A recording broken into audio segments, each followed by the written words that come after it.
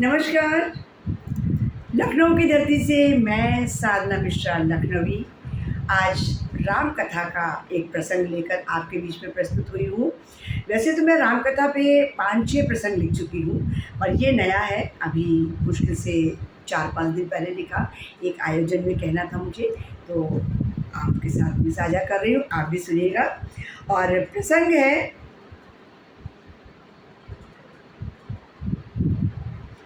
है उस समय का जब गुप्तचर द्वारा राम को निंदा का समाचार मिलता है और उस समाचार से राम भी बहुत व्यथित होते हैं। फिर खुद ही वेश बदलकर गुप्तचर के साथ में देखने जाते हैं, सुनने जाते हैं और चिंतित इतने अधिक है कि अब करें क्या। तो इसी चिंता को, इसी अनहोनी को एक दासी ने भी सीता तक की बात पहुंचाई।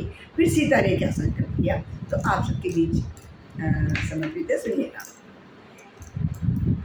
और मेरी चूंकि पहले वाली रचनाएं भी जिस ध्रुव लाइन पर मैंने की है, मैं उसी ध्रुव लाइन को लेके चल रही हूँ। और मेरी ध्रुव लाइन है, सुनो भई राम कहानी, सुनो रघुकुल की कहानी, सुनो भई राम कहानी, सुनो रघुकुल की कहानी। चलो सुनाए राम कथा में आगे बड़ी कहानी, रघुकुल की कहानी, रघुकुल की कहानी। राज तिलक हो गया राम का, अवधपुरी है आनंदित, घर घर बजने लगी बधाई, सारी प्रजा है होती प्रमुदित। तीन लोक में फैल रही थी राम राज की महिमा पावन, सारे दुर्गुण दोष मुक्त थी अवधपुरी खुशियाँ मन भावन, अवधपुरी खुशियाँ मन भावन। 14 वर्षों का तमस मिट गया। मतलब ये माना जाता है, ये सुनने में आता है कि वो 14 वर्ष जो राम के वनवास के थे, उन 14 वर्षों में अयोध्या में किसी भी घर में कोई त्यौहार कायदे से नहीं हुए। तो अब ये तमस मिट कर गए और अब ये एक खुशियों का समय आया था। तो उसी को मैं आगे बताना चाहती हूँ कि 14 वर्षों का तमस मिट गई, घर घर गाए बधाई, हर घर गाए बधाई।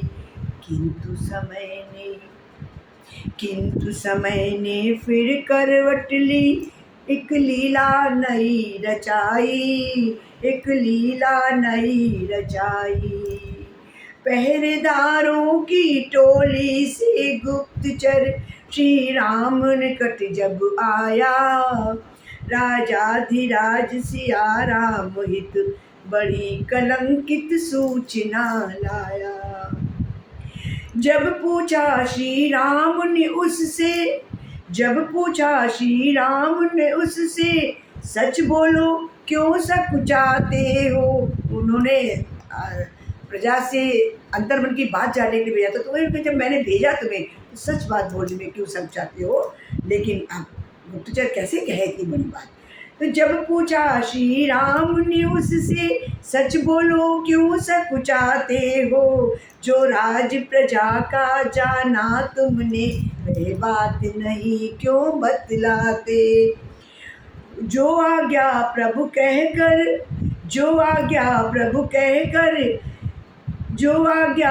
कहकर निज नैनों को भूमि गढ़ाए था, कुछ धीमे से सकुचाए से मुख से कुछ शब्द निकाले था, मुख से कुछ शब्द निकाले था।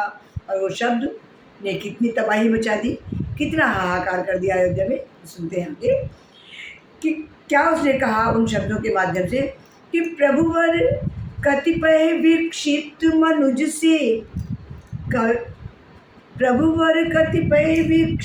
मनुज से तब निंदा करते आज सुना, अवगाहित मन कर न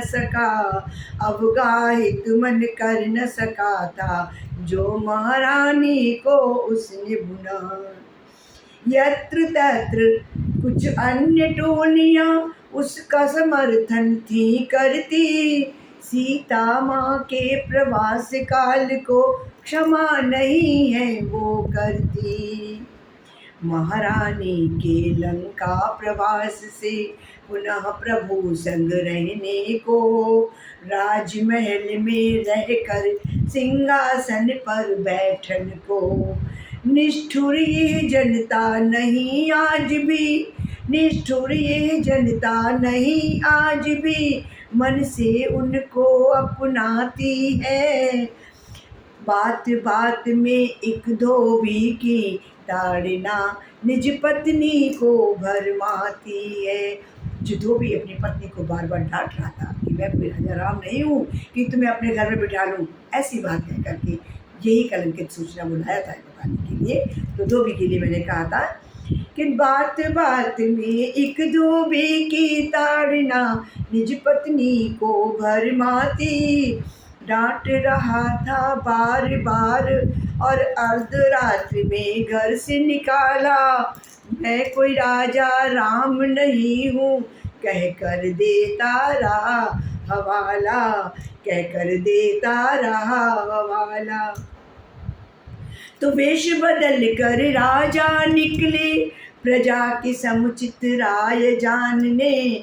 बारंबार सुना जब बारंबार सुना जाना जब, तैयार नहीं था दिल झूठ मानने। जन जन तक फैली खबर ने राजा राम की नींद उड़ाई। डरते सहमते एक दासी ने सीता रानी को खबर सुनाई, सीता रानी को खबर सुनाई। क्या कहा, कैसे कहा? कुछ टूटे फूटे शब्दों से राजाधिराज का मंतव्य सुनाया। आहत होकर सीता ने भी, फिर से सुनेगा, कि कुछ टूटे फूटे शब्दों से राजाधिराज का मंतव्य सुनाया। आहत होकर सीता ने भी निज मन को संकल्प बताया। सीता ने राम का आदेश मिलने से पहले ही अपना संकल्प कर दिया, क्योंकि सीता जानती थी कि राम इतनी बड़ी बात कैसे कह सकते हैं अपने मुख से। मुझे उन्हें पता था कि वो चिंतित हैं, वो परेशान हैं, वो देख रही थी कुछ दिनों से उनसे। इसीलिए उन्होंने स्वयं संकल्प किया और स्वयं महाराज के सामने जाकर उन्होंने अपनी बात रखी थी। क्या बात कि आहत होकर सीता ने भी निज मन को संकल्प बताया। अब वियोग फिर सहना होगा। मन से पहले तो कह रही है, राम के पास तो बाद में जाती है। अब वियोग फिर सहना होगा, किंतु नहीं अब वापस आना, किंतु नहीं अब अवध में आना। उत्तराधिकारी देकर प्रभु को, क्योंकि वो उनकी विरासत को संभाल रही थी उस समय, तो इसलिए उत्तराधिकारी तो उन्हें देना ही था अवधराज को। तो उत्तराधिकारी देकर प्रभु को पुनः धरती माता की गोद समाना, पुनः धरती माता की गोद समाना। सुनो भाई रघुकुल की कहानी, यही है लव कुश की कहानी, यही है राम कहानी। सुनो रघुकुल की कहानी, सुनो रघुकुल की कहानी। धन्यवाद। पसंद आए तो ज़रूर सुनिएगा, लाइक करिएगा और कमेंट्स करिएगा। हो सके तो अपने दोस्तों को शेयर करिएगा, क्योंकि आध्यात्मिक लोग लिखते हैं पर अधिकतर कम ही लिखते हैं। तो बिल्कुल आप शेयर करेंगे, लोगों तक पहुँचाएंगे तो मुझे बड़ी खुशी होगी। और बहुत जल्द कुछ और अच्छे विषय पर आध्यात्मिक का ही लेकर आऊँगी। और हो सकता है अब कुछ कृष्ण पर, भगवत गीता पर कुछ लेकर आऊँगी। धन्यवाद।